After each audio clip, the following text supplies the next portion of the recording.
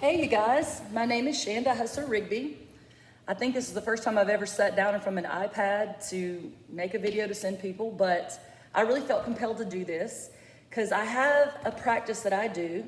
It's totally free. It's something you can start today, and it has helped me so much to springboard me to do big things in my life and believe that I could do them, which is where doing big things start, is belief, right?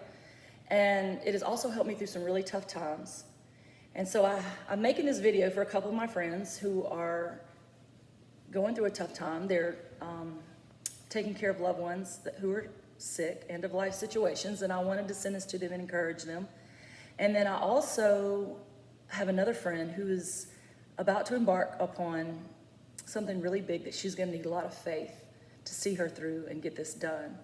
So I'm sending it to them, and if anybody else sees it along the way, I hope you get something from it. So I'm a basketball coach. Head women's basketball coach at Troy University in Troy, Alabama. Go Trojans.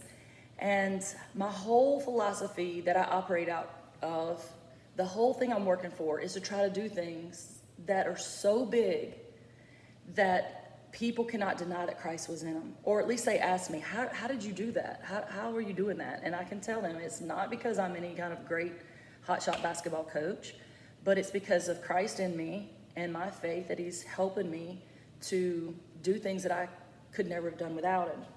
And so we are doing those things at Troy. We just won our third championship over the past 5 years. We have gone to the NCAA tournament several times. We are doing things that have never been done before. We're first in the entire nation in rebounding. There's almost 350 teams in the NCAA Division I. We're number one in so many categories because we're not striving to just have a basketball team. We're striving to do things so big that I'm able to point to God and say how he has helped me do bigger things. So I'm not just a basketball coach, I'm also a mom. And I have 2 boys. At the beginning of this video, I didn't plan on getting into this, but at this moment while I'm speaking, I can see where this would be really helpful to some people if I add this little known truth about me in. So my boys, while we were building this program and while we were winning these championships and doing these great things in Troy women's basketball that I'm so grateful to have been a part of, both of my boys got really sick. And just to tell you a little bit, very little, I'm going to just hit on it and keep moving, but my youngest son, Randon, got sick this summer. We had just returned back from, he got to go with me and my team and I, to France and Spain this summer on this unbelievable trip where we played a tournament over there, and we got to see the culture, and we were roommates for 2 weeks in these little hotel rooms. So he's 20 years old at the time, so you know, when does a mom get to do that with a 20-year-old college son? But it was great. It was great. There was no health problems whatsoever that we knew about. But within a week or two when we got back, he and I met up at his dad's football game. His dad is a head football coach at Eufaula High School in Alabama. And we both met there for his first home game just to cheer him on. And we were cheering and yelling, and he just said, "Mom, I think you should make me a doctor's appointment. I've got something that feels kind of hard in my cheek." And so I did. And zoom forward for a couple weeks later from there, we're sitting in University of Alabama, Birmingham, UAB Hospital in the oncologist specialist waiting room. It's huge. And I'm looking around, and my son is really one of the only ones there that has hair and is not on oxygen and doesn't look really sick. And so the phrase, "we're all only one phone call away from our knees," it became really real to me. And not just that phrase, but the fact that it can happen to any of us. So what we were going through, I really felt like only happened to other people. But I'm going to forward through a lot of things, a lot of heartbreak, and a lot of prayers that we went through. But my son got a diagnosis of ameloblastoma. It is a very aggressive tumor in your face. It had broken through some bones and clipped some things in his teeth and done a lot of damage already. And the good news is that you can live through this. The terrible news is it's, according to the doctors, one of the worst surgeries a human can go through and survive. So began making plans for surgery. They scheduled it for December 10th of this year, in the middle of our season. And they don't know how to say this without getting emotional, but basically they had to remove basically half of his face, cut his jaw out, all of his teeth on one side. His perfectly healthy fibula in his leg from his knee down to his ankle. They had to cut that out to rebuild a jaw for him, and a lot of other things, just too numerous to say. He went through a lot. And I want to say I'm very thankful for my staff, basically everybody on my basketball staff, all my assistant coaches, and they're all basically head coaches that are the best at what they do. So they were able to keep things really running at a normal pace and throughout this crisis. But anyway, my son has had his surgery and he's lost a lot, but he's going to have it all restored to him in Jesus' name. And this practice that I'm going to talk to you about is going to show how that helped me through that time. So my youngest son had a physical sickness. My other son, my oldest son, Ramsey, he had a spiritual sickness. Both of these sicknesses broke my heart. And so many days I didn't think I could go on, much less win a championship through it. But my youngest son, Ramsey, when he was in high school, he played football for his dad at Elba High School, my husband. His senior year was a storybook situation. They won a state championship. My husband was Alabama Coach of the Year. My son was Alabama Player of the Year. Couldn't have ended better. A few months before this, when my son was getting calls to go play college football on scholarship, he told me that he wanted to use his influence as a college athlete to introduce people to Christ. So not long after his championship, he took a step off that path. Not a big step. But I think when the devil knows that you are about to do big things for God, that's all it takes sometimes is a small step. And he wedged his way in that distance between the path that was supposed to be on to the path he veered off on. And I think Satan used that as a linchpin to spiral things out of control very quickly. And the story is heart-wrenching because my son turned away from anything to do with God or light and went totally down the other path and immediately got surrounded by other people that helped him very easily go down that path. And he was resentful for us for raising him in a Christian home and thought we were, just had it all wrong. And he eventually wouldn't have anything to do with me, even if I didn't bring up anything about the Bible or Christ. I think just the light that exudes from me from being a Christian, he didn't want any part of it. So there was complete separation basically from him and me. And I felt like there was no way light could get in. I really had to put that in God's hand because there was nothing I could do. He was in complete rebellion from me, and he was engaged in behaviors that could not only ruin his life, but end his life. So I wouldn't want to wish either one of those sicknesses that my sons went through on anyone, but it's part of the story of we were able to go ahead and do what I believe God's will was, which was win another championship and to persist throughout the bad times. So to go from there, the main thing I want to talk about today that leads us into the technique I want to tell you deals with forgetting and remembering. So it is human nature to forget. It's very easy to forget, but we have to be very intentional about the things we want to remember. If you think back, if you watch some movies of when your children were very small maybe, and you see the pictures and you see that back in the day you were sitting on a green couch. You had forgotten all about that couch. If you wouldn't have seen the whole movie, you wouldn't remember that you ever had a green couch, even though you sat on that couch 1,000 times.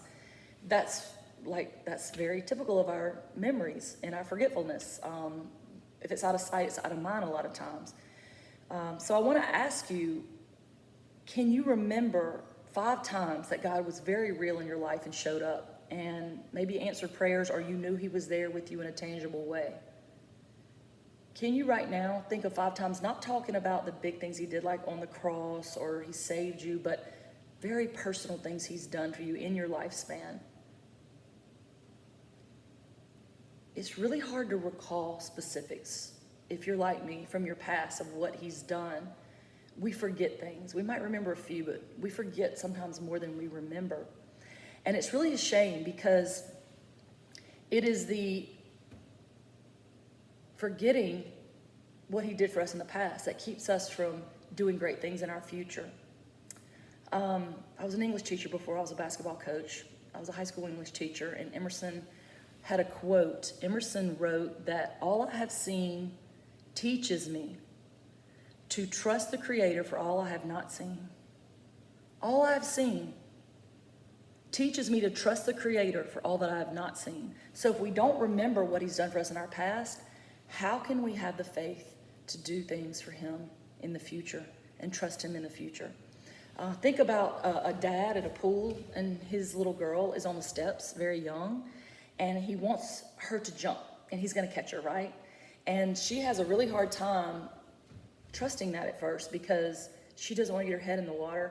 But he talks her into it, and he catches her, and he keeps her head above the water, and it was great fun. So she goes back the steps, and she tries it again and again and again.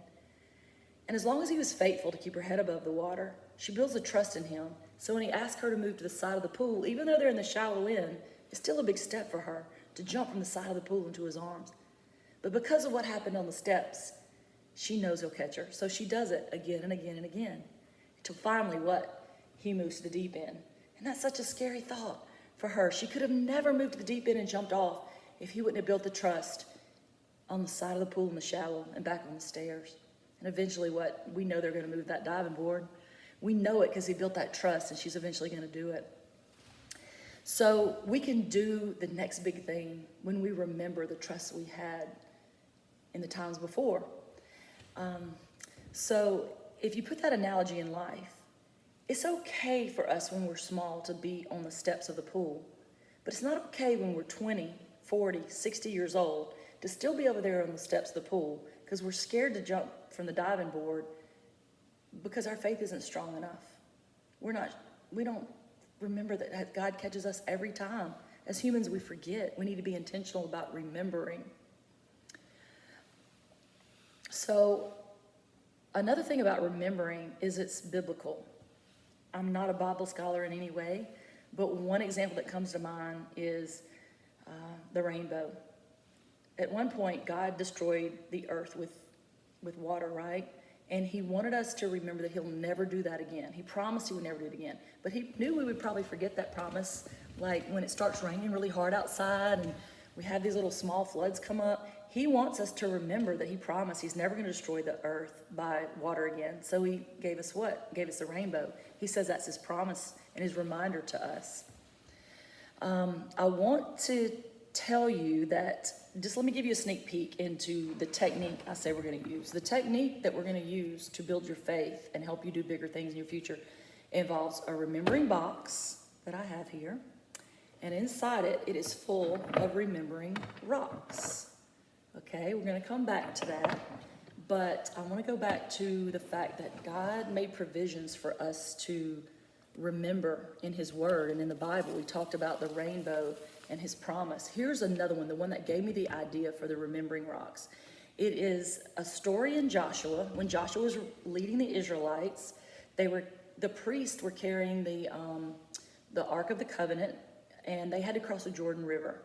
And it's like, what are we going to do? Because who knows, probably a lot of people couldn't swim, and they were carrying these big heavy tablets, and they needed to get across. And God told Joshua, when the priests put their feet in the Jordan River, I'm going to hold the waters back, and they are going to walk across the Jordan on dry land, and so are all the other Israelites. They're all going to cross on dry land, and when they get over there on the other land, I want the priests to go back into the river the dry bed where I just committed that miracle, where I just performed that miracle, and I want them to pull out stones, and I want them all to bring stones over here.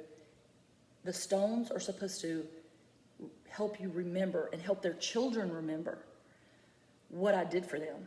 So remembering rocks, stones that help you remember, is actually biblical. In Joshua, at the end of Joshua in chapter 3, I just want to read to you the little synopsis of that. This is 3:17. Now the priest bearing the Ark of the Covenant of the Lord stood firmly on dry ground in the middle of the Jordan, and all of Israel was passing over on dry land until all of the nation finished passing over the Jordan.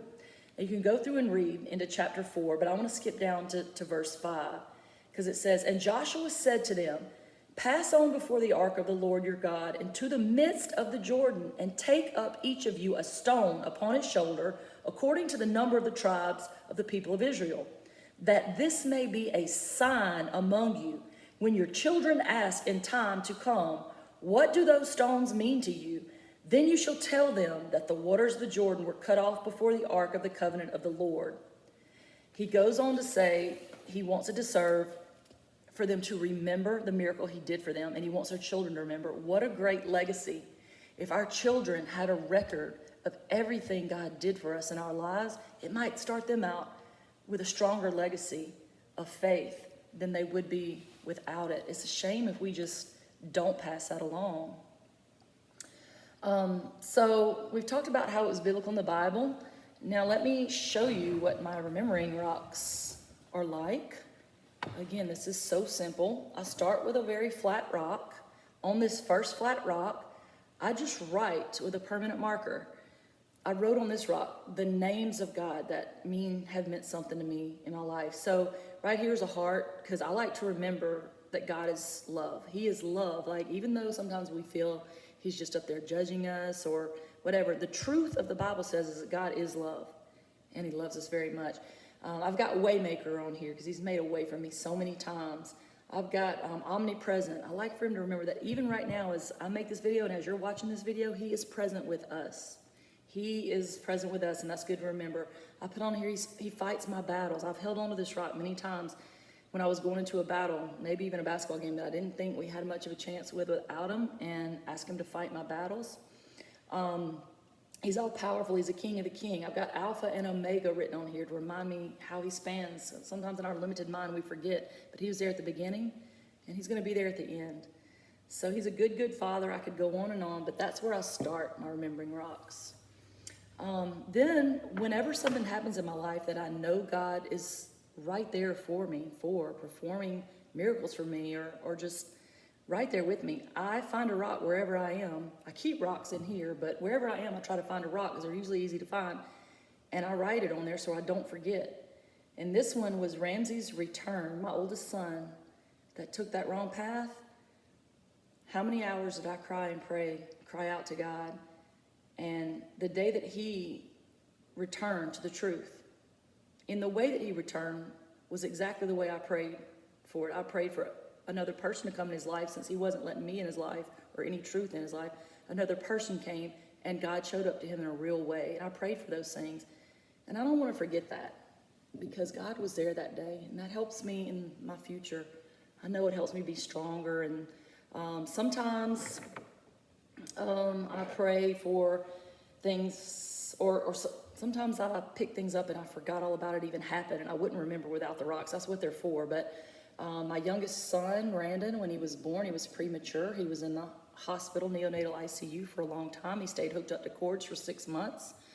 And we seem to forget that now.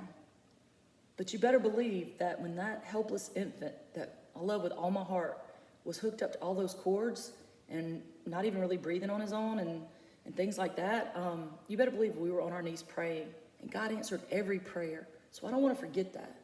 It really helped me when he was diagnosed with ameloblastoma to go back and remember that God had already delivered him through so much. So many times there have been people that I needed to come into my life and I prayed for, and God directly answered those prayers. And sometimes I just put that story on a rock, or even their name on a rock. I've prayed for my mom and her health so many times. And when people are elderly, they get things wrong with them, and then they get well from that, and then something else might get wrong with them. But sometimes they don't just get well on their own. There's a time right here on this rock that I wrote about that my mom for months would cry out every night. Her legs hurt her really bad because she had diabetes and bad veins, and the doctor said there was nothing. They had done many stents. There was nothing else they could do for them. The only thing they could do eventually maybe was amputate her leg. But she would just cry out in so much pain and wake everybody in the house up, and it was just sad. And once the doctor said there was nothing they could do for him, I went to my knees and I put her legs in my hands and prayed for God to specifically perform a miracle and give her relief from this. And people forget about my mom's legs hurting her that bad because that's what we do, we forget. But God healed her from that. She knows it and I know it. I got it on my rock right here. I'm never gonna forget it. Sometimes, I won't go through all these rocks, but this is just a one word. It says wait. It's 2016. This was powerful, so I'll put this in here. But I'd read that book, maybe by John Gordon, about pick one word for the year and pray about the word, and whatever comes to you, kind of live by that word for the year. The word that came to me that year was wait. And every time, from every fortune cookie I got, it said something about waiting. Every sermon I listened to was about waiting. All year, God kept talking to me about waiting. And my team was not doing well. We had lost, I think, 7 games in a row in conference, and we were not winning. And I just kept holding on to wait. And we got to our conference tournament, I think the 6th seed or maybe worse, I don't know. And we had to play, in order for us to win that championship, we had to beat 3 teams that had beat us by over 20 points apiece in the year. So not much chance of winning, right? Well, we got in that tournament the very end of the year after we'd been waiting, and we won all 3 games. Won the first Sun Belt championship in the history of Troy University, and went to the NCAA tournament. So wait, God knew what he was doing when he gave me that word, and he knew what he was gonna do if I stayed in faith and stepped with him. So I have a lot more in here, but I'm just gonna stop right there. Sometimes I just pick up these rocks and remember what God did for me, and it strengthens me. Sometimes I build this is almost like a little praying altar, and sometimes I literally put them out here and touch them and pray and say, if God did this for me this many times, he's gonna do it for me again. I can trust him, just like the daughter jumping into her father's arms in the pool. I can trust him to go into deeper water. I can trust him to turn flips off the high dive board, which is what we're doing a lot in Troy women's basketball, figurative language. But, this year I don't want to make small of my son's illnesses. Day after day I would drive to work and cry all the way to work and crying out to God, and I'd have to get out of my car, and my role on the team is to bring the juice. I am not just the cup half full, I'm all the way full every day. My role on the team is to bring the optimism. And I knew God had big things in store for this team, and I had to do my job no matter how my heart was breaking over my sons. And this would help me. I would go to my car at lunchtime and spend an hour and a half in my car crying out to God, knowing I had to step in there and go to practice and be positive and do what God called me to do there with my team. It's almost like a slap in the devil's face saying, you really can't hold me back, because I remember what God's done for me. And even though I'm sad, I know he's going to do it again. I've read the end of the story. I've read the Bible. I know that I'm going to win because I'm God's child and he wins in the end, and I'm rolling with him. So simple things of remembering rocks really has helped a lot. I want to bring to mind that quote that I said before about Emerson: all I have seen teaches me to trust the Creator for all I have not seen. I want to encourage you to take actions to remember. I actually made some remembering boxes for some of my friends. I have several of them down in my basement. It's nothing fancy. I would be happy until they run out. If you want me to send you one, I will. It has like the flat rock in the bottom. It has some permanent pins. It has a place to write your prayers, even on slips of paper in there, and until they're answered, then you can write them on your rocks. It has a summary of what the remembering rocks, what it is. But I opened up a Gmail account today. It says it's rememberingrocks@gmail.com. If you want to contact me, if you want to tell me an encouraging story about if this encouraged you, or if you want to give me your address, and as long as I have the boxes, I'll send them to you. It's no charge. I'm not trying to make any money off of this. Excuse me. But I just want to encourage you to remember and to not forget and build your faith. The last thing I want to do is read you a scripture, no lie, that when I picked up my Bible to come here to do this video, my Bible opened the scripture. It was like I was battling whether to really do this or not, but it was like confirmation to go ahead and do it. I'd never seen the scripture before. It's Psalms 102:14, and it says, "For your servants hold her stones dear." For your servants hold her stones dear. First of all, the fact that I just opened it up and read something about stones and holding them dear, I think it was confirmation that somebody needed to hear this. And somebody needs to practice this practice probably. But also, just a little thing that the pronoun in there was her. Most of the pronouns in the Bible talk about him or he or whatever, but this specifically said, holds her stones dear. It just spoke to me, and I'm not a Bible scholar, as I've said, by any means, but I'm sure there's big meanings behind that. It's talking about Zion. I read the chapters before it and all, but I don't know the big meanings, but to me it was meaningful. And I wanted to come on here and share with you about my Remembering Rocks out of my Remembering Box, how it can help you through really tough times and how it can grow your faith to do really big things in your future for Christ.